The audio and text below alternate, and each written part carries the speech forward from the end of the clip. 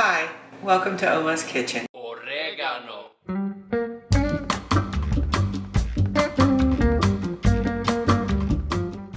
Let's make 2 very blueberry pound cakes today.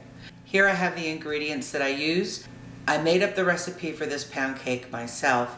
It includes juice. I want to talk about the juice for a second. These are both Palm brand juice. One is just pomegranate juice, it has a red cap. The other one is pomegranate blueberry juice, and this is the one that I use. If you cannot find the blueberry pomegranate one, you could substitute the pomegranate one. But definitely the blueberry one makes a difference, and it's a better one to use for this recipe. We have Greek yogurt, and I use the kind that has the yogurt on one side and the jam on the other, and I use both of those in the cake. We have a pint of washed fresh blueberries here. I have vanilla, baking powder, salt, flour, and cane sugar. And this recipe uses a stick of butter. We will soften that in the microwave very soon. I also want to talk about the pans. These are 2 medium loaf pans, and you could cut strips of parchment paper to put down in them so that you could lift your cake out. I actually use a non-stick aluminum foil. The nice thing about this is it doesn't stick to the cake. It helps the pound cake lift right out, and because it's aluminum foil, it actually provides a very thin, crispy crust around the outside of your pound cake, which comes out very, very nice. So, this is my recipe for very blueberry pound cakes. Let's get started.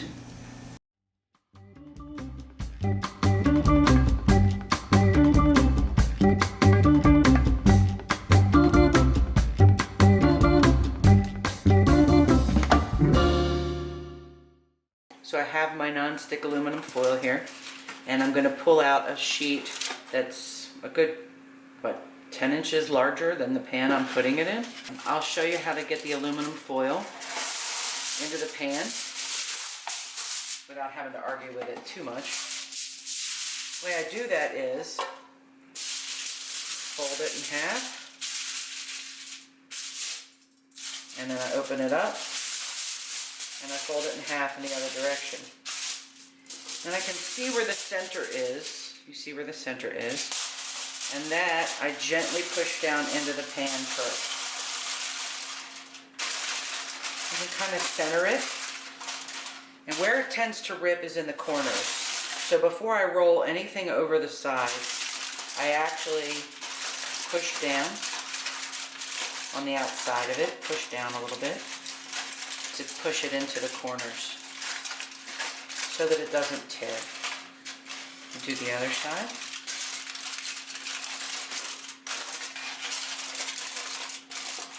Just with my finger down into the pan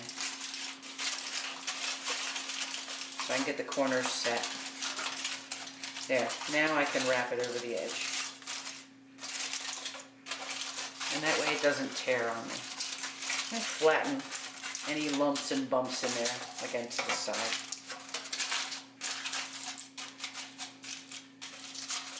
Okay. There we have it.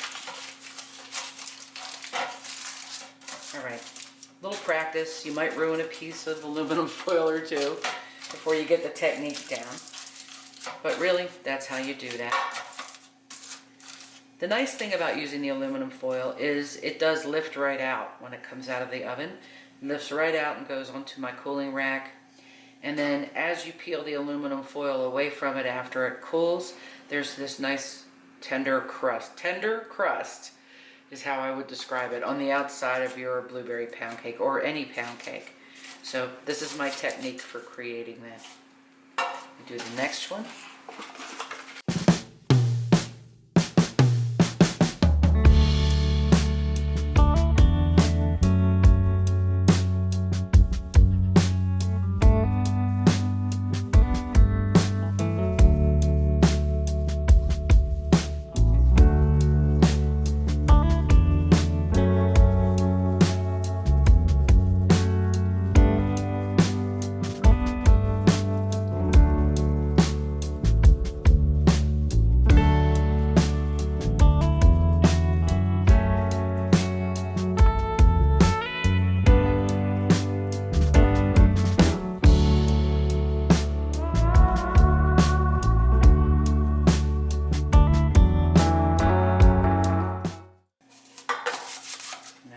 ready to receive pound cake batter. You could do all of this by hand. Just have 2 mixing bowls, a medium one like this one, and then a larger one. And then you could mix it together by hand yourself with just a spatula. But I'm gonna let the stand mixer do some of the work for me today. So first we will put in 2 scant cups of all-purpose flour, and as always, we shake it. And what I mean by scant cups is you don't want them rounded. So I've shaken some air into my flour. Come closer. Okay. And so when I measure it, I'm going to make sure my finger kind of digs into the cup a little bit. And that's 1 scant cup. And then 2. Scant meaning a little bit less than a measured cupful, like that. Okay. This is the exact opposite of a rounded cupful. We want a ½ teaspoon each of baking powder. So, ½ teaspoon of baking powder, and we measure it right on that edge. And a ½ teaspoon of salt.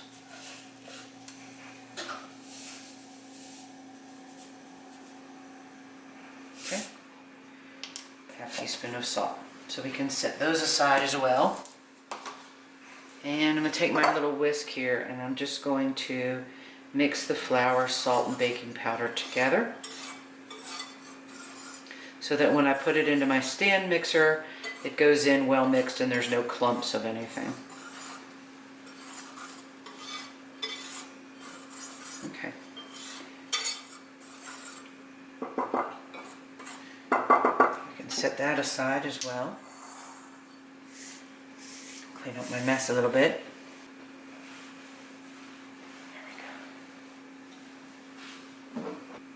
We're going to soften our butter in the microwave for about 10 to 15 seconds. Alright, so I have here 3 eggs, and you may have noticed in my baking I always open the eggs into a small bowl before I add them to the recipe. There's a couple of reasons for that. First of all, I want to make sure each egg is a good egg before I mix it in with all of my other ingredients. If you run across a bad egg, it's kind of a bummer if it ruins all the rest of your ingredients. And the second reason I open them into a bowl is sometimes when you open up an egg, you get a little tiny piece of an eggshell mixed in with it, and you want to have the opportunity to dig that out of there before you add it to your baked goods. You'll notice every time I'm baking something, I actually open the eggs off camera and throw away the shells, and then I come back with however many eggs in a bowl to add to my ingredients. So let me do that. Okay, so here I have my 3 eggs opened up and in a bowl, ready to go. You'll notice I have the paddle on my stand mixer instead of the bread hook. This is what you want to use for cookie dough and pound cake and cake mixes and things of that sort if you're using a stand mixer. I'm going to add my softened butter to it. Oh, I got it a little too soft, but that's okay. I have my cane sugar, 1½ cups. So this is a ½ cup measure. So 1, 2, 3 ½ cups makes 1½ cups. Okay. We're going to mix those together. Our stand mixer on low. Lock down the bowl. Lock down the top. Run it on low till it gets nice and grainy.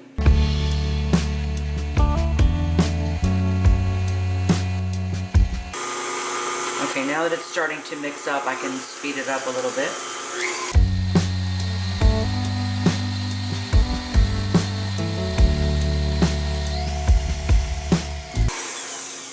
Okay. I'm going to put the paddle toward the back. Okay. So my spatula, I'm just making sure nothing's stuck to the paddle, scraping the sides a little. That looks like wet sand, that's what we're looking for. My recipe calls for 1 teaspoon of vanilla. I like to be generous with the vanilla, so I'm going to use 2. And we're going to add our eggs as well. So pour those in. And we will mix that together till it starts to get a little fluffy.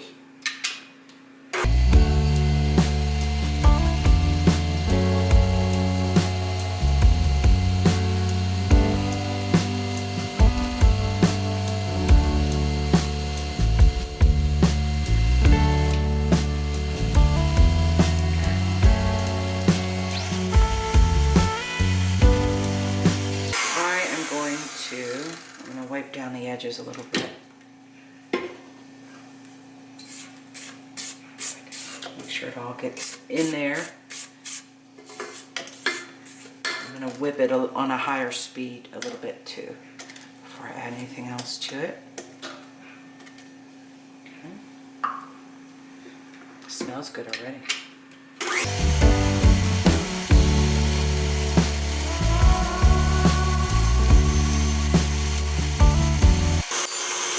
Okay, see now it's lightened up in color and it's gotten a little fluffier. That's sort of what we're after here. This will end up being a cake batter, so not as thick as a cookie dough. There we go. Okay, now we can add the yogurt and jam. This is a Greek yogurt and the jam is separate. We're going to use both. Put the jam in there. Between this and the juice, it sort of turns your batter purple, and we're okay with that, because that's where the flavor of the very, very blueberry pound cake comes from. The blueberries are nice, but the juice and this little bit of jam really makes this cake. The yogurt adds a tart creaminess to it, which I've tried making it without the yogurt, and it just doesn't come out as nice. This is where we start to get a little purple.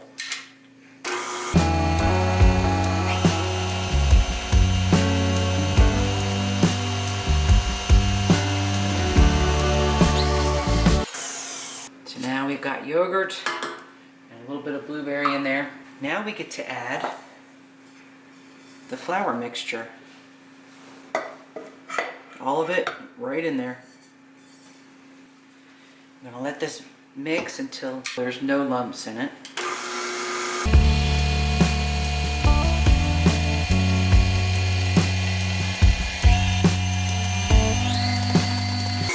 Okay. Now that's starting to resemble a cake batter. But now we get to add the juice. Half a cup of the blueberry pomegranate juice. And boy, does this make the batter purple. Such a nice flavor. Look at that. Wicked purple. Okay. On low, unless you want to splatter it everywhere. So.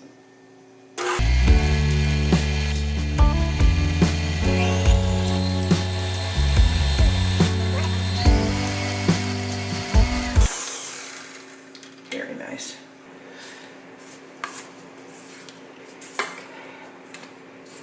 The edges of the bowl. Make sure you've dug down in there.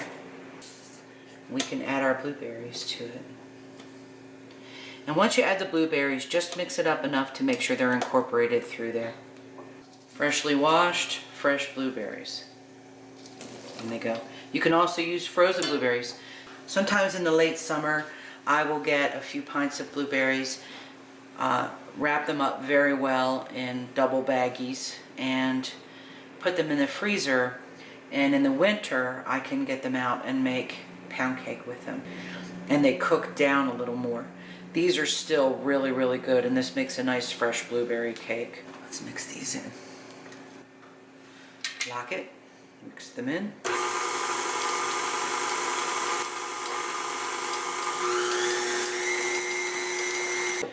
And I'm going to take this by the spoonful and add it to my pans. So heaping spoonful.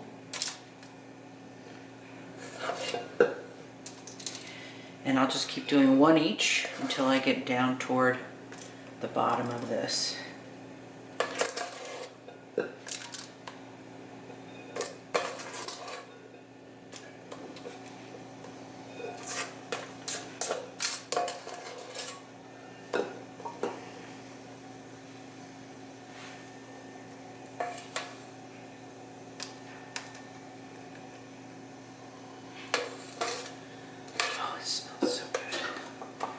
I wish it was smell-o-vision.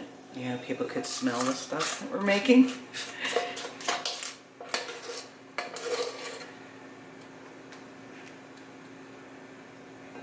That juice gives this such a nice smell and flavor. It makes a huge difference in how your cake turns out. So worth the effort to buy the juice and add it.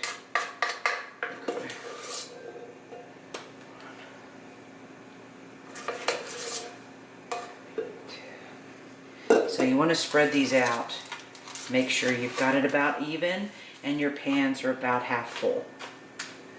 That's the goal. This one actually looks pretty good. And we'll see. Yeah, this one might need a little bit, which is good. I have a little more in the bottom of my container here.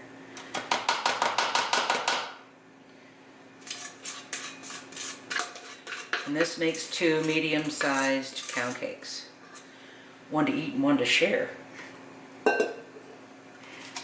My neighbors are always like, yeah, we like being your neighbor because you share.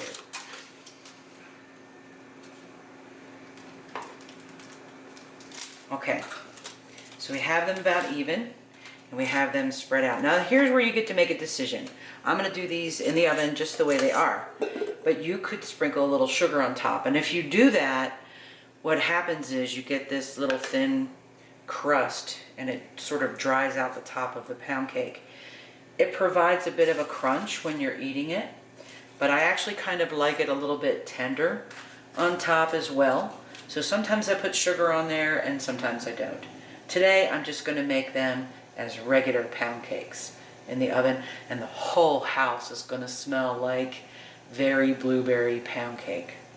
So in the oven, 325 or 330 for an electric oven, 340 for a gas oven, in the oven for an hour. And don't let the pans be right up against each other. Leave a little space between them. And we'll come back and film when they come out of the oven. I've already tested these before I took them out of the oven. And I wanted to show, I'm using a wooden skewer, but you could use a toothpick, or you could even use the point of a sharp knife to test. What you're looking for is to see if your cake batter sticks to it when you stick it in there. You put it in the middle. No cake batter, a little bit of blueberry. Put it in the middle. No cake batter. That's how we know they're done. So I'm going to let these cool for a couple of minutes, and then I'm going to leave them in the aluminum foil, but remove the aluminum foil from the pan. They're still a little warm. Pull up the edges, the ends, and the edges. Okay. So they're not stuck to the pan anymore. Okay. I'll just lift those out. I'll lift this one out as well. What's nice is if you're sharing these, which I tend to do, you can actually just put a flat piece of aluminum foil over the top and roll the edges, and then take it as a packaged little goodie to someone.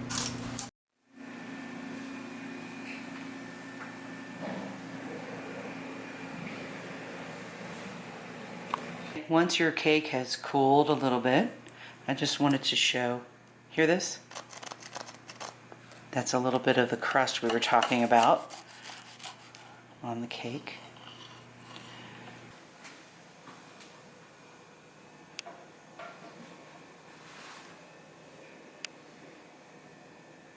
Yum. Thank you for joining me in Oma's Kitchen. If you enjoyed the video, please don't forget to like and subscribe. I'll upload more tasty videos soon, and a special shout out to Moon Pie and Lil Bit. Till next time.